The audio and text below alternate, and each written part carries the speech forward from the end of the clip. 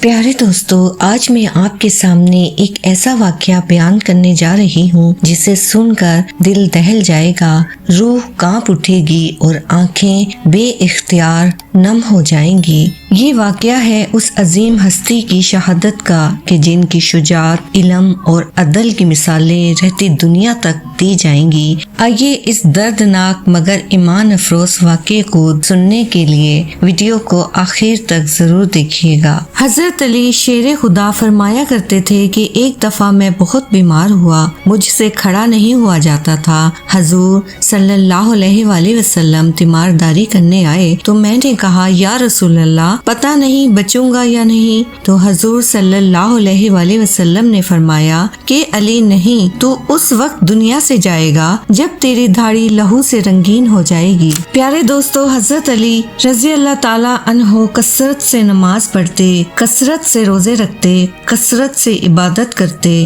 حج تو اتنا محبوب تھا کہ ہر سال حج کرنے جاتے۔ حضرت علی رضی اللہ تعالی عنہ کی سخاوت کا یہ عالم تھا کہ ان کے دروازے سے کبھی کوئی خالی ہاتھ نہ جاتا تھا۔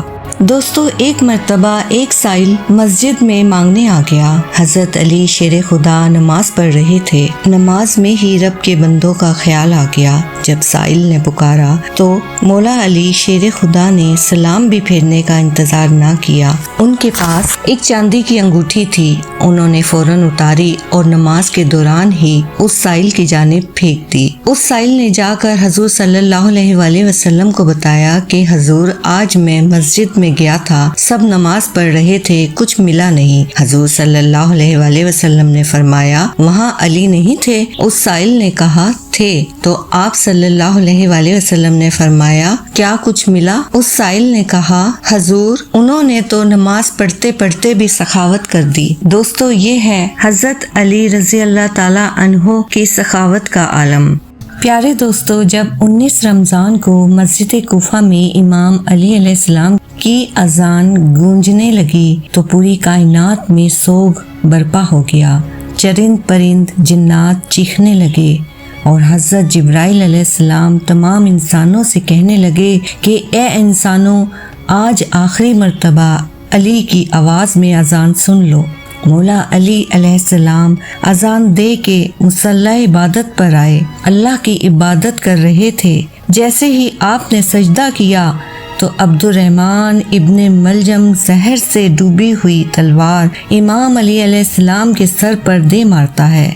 بس مسجد کوفہ میں قیامت برپا ہو گئی۔ تمام چاہنے والے سر پیٹنے لگے۔ امام علی علیہ السلام کا مصلی خون سے رنگین ہو گیا۔ آپ کے سر کا خون آپ کے چہرے اور داڑھی پر آ لگا۔ کچھ چاہنے والے اس ملعون کو ڈھونڈنے لگے جس نے مولا علی کو ضرب ماری، تو کچھ مولا علی علیہ السلام کا سر کا خون صاف کرنے لگے۔ اتنی دیر میں امام علی علیہ السلام نے فرمایا، اے حسن، یہ نماز فجر کا وقت ہے، پہلے نماز مکمل کراؤ، اس کے بعد مجھے دیکھنا۔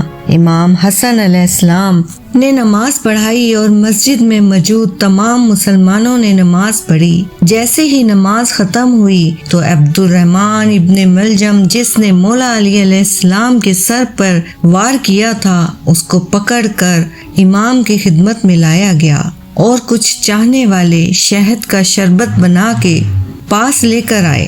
جیسے ہی امام علی علیہ السلام نے اپنے قاتل کے چہرے پر خوف دیکھا تو اپنے چاہنے والوں سے فرمانے لگے کہ اس شربت کی مجھے نہیں بلکہ میرے قاتل کو ضرورت ہے، یہ شربت اسے پلا دو، اور دیکھو اس نے مجھ پر ایک وار کیا ہے، اس پر بھی ایک ہی وار کرنا، اور اگر یہ زندہ بچ جائے تو اسے آزاد کر دینا۔ دیکھو اگر یہ اس وار سے مر جائے تو اس کے جسم کے اعضاء نہ کاٹنا، کیونکہ میں نے اللہ کے رسول صلی اللہ علیہ وآلہ وسلم سے سنا کہ اللہ کے نزدیک سب سے بدترین انسان وہ ہے جو مرے ہوئے انسان کے جسم کے حصے کاٹتا ہے۔ بس آپ یہ فرمانے لگے اور تمام چاہنے والے آپ کے عدل و انصاف کو دیکھ کر رونے لگے۔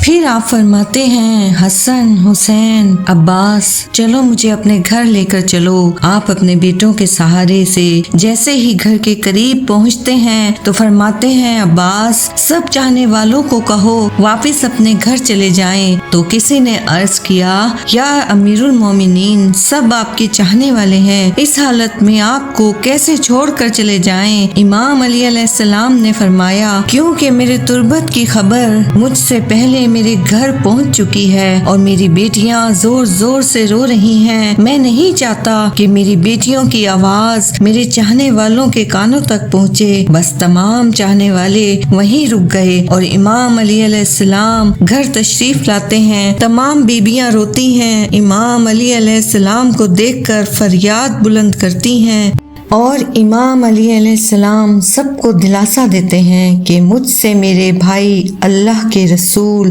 حضرت محمد مصطفیٰ صلی اللہ علیہ وآلہ وسلم پہلے ہی فرما چکے تھے کہ اے علی میری امت تجھے رمضان کے مہینے میں مسجد میں ضرب مارے گی اور تیرے سر کے خون سے تیری داڑھی سرخ ہو جائے گی۔ یہ وقت صبر کا ہے۔ آپ کو بستر پر لٹایا گیا۔ تاریخ نے لکھا کہ جیسے ہی طبیب نے امام علی علیہ السلام کو دیکھا تو وہ چیخ کے رونے لگا اور فرمانے لگا کہ وہ ضرب زہر میں ڈوبی ہوئی تھی اور وہ زہر مولا علی علیہ السلام کے پورے جسم میں پھیل چکا ہے، جتنا ہو سکے آپ ان کو دودھ پلائیں۔ بس جیسے ہی یہ خبر کوفے کی گلیوں تک پہنچی تو کوفے کے یتیم بچے اپنے اپنے حصے کا دودھ لے کر امام علی علیہ السلام کے گھر پر آتے ہیں اور با آواز بلند کہتے ہیں یا حسن یہ ہمارے حصے کا دودھ ہمارے مولا کو پلائیں، ہم ایک مرتبہ یتیم ہو چکے ہیں، دوسری مرتبہ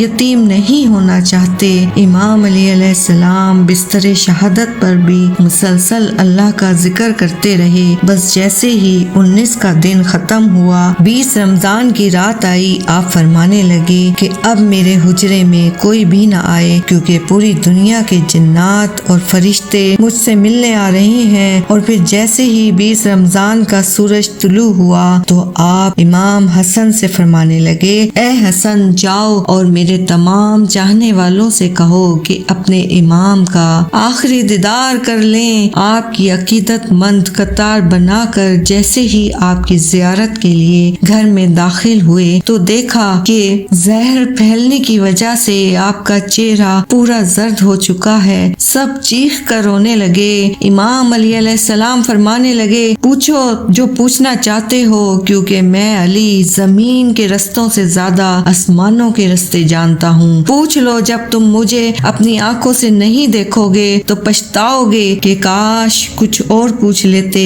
کسی عقیدت مند نے سوال کیا، کسی نے جواب لیا، کوئی زیارت کرتا رہا۔ بس جیسے ہی عقیدت مند جانے لگے امام علی علیہ السلام نے فرمایا حسن میرے پورے خاندان کو میرے حجرے میں لے کر آؤ۔ امام علی علیہ السلام نے وصیتیں کی اور فرمایا اب اس خاندان کا وارث میرا بڑا بیٹا حسن ہے، جو یہ کہے اسے ماننا۔ اور امام حسن سے فرمانے لگے اے حسن جتنا ہو سکے اپنے زبان و کردار سے محبت اور امن کا پیغام دیتے رہنا، اپنے نانا کے صلح حدیبیہ کو یاد رکھنا، کوشش کرنا کہ مسلمان کا دشمن نہ بنے اور تقوی سے دور نہ ہونا۔ اگر دنیا تمہارے قریب آئے بھی تب بھی اس سے دل نہ لگانا، دنیاوی چیز نہ ملنے پر کبھی افسوس نہ کرنا، ہمیشہ حق بات کہنا، مظلوم کی مدد کرتے رہنا۔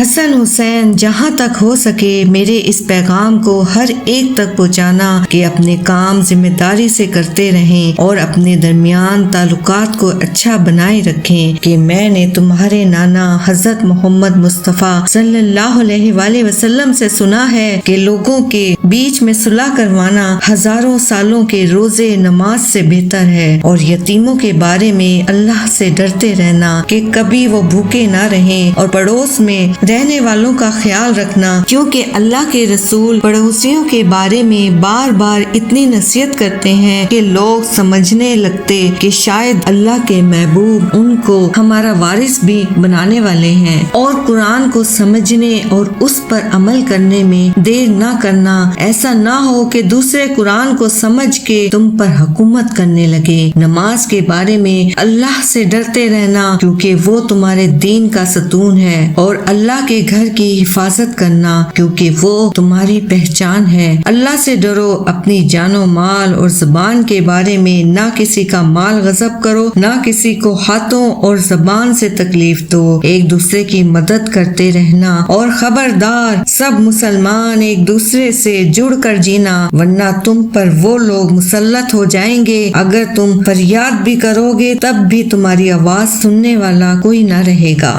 اور سارے عبد المطلب کے بیٹوں کو خبردار کر دو کہ اگر اس ضرب سے میری شہادت ہو جائے تو میرے قاتل کو بھی صرف ایک ہی ضرب مارنا، اگر وہ بچ جائے تو اسے آزاد کر دینا، اور اگر وہ مر جائے تو اس کی جسم کی بے حرمتی نہ کرنا، اس کے جسم کے حصے نہ کاٹنا، کیونکہ میں نے اللہ کے رسول صلی اللہ علیہ وآلہ وسلم سے سنا کہ زمین کا بدترین عمل یہ ہے کہ کسی مرے ہوئے کے اعضائے جسم کاٹے جائیں، چاہے وہ پاگل کتا ہی کیوں نہ ہو۔ حسن میرے جنازے میں کسی کو شریک نہ کرنا، پیچھے سے حسن و حسین تم اٹھانا، اور آگے سے جبرائیل و میکائیل اٹھائیں گے، اور اس کو ایک اونٹنی پہ رکھ دینا، جہاں وہ اونٹنی رکے گی وہاں میری قبر بنی ہوئی ہوگی، اور میری قبر کا کسی انسان کو نہ بتانا۔ اللہ کے دین کے دشمن یہ چاہیں گے کہ میری قبر کھود کے میرے جسم کی بے حرمتی کریں۔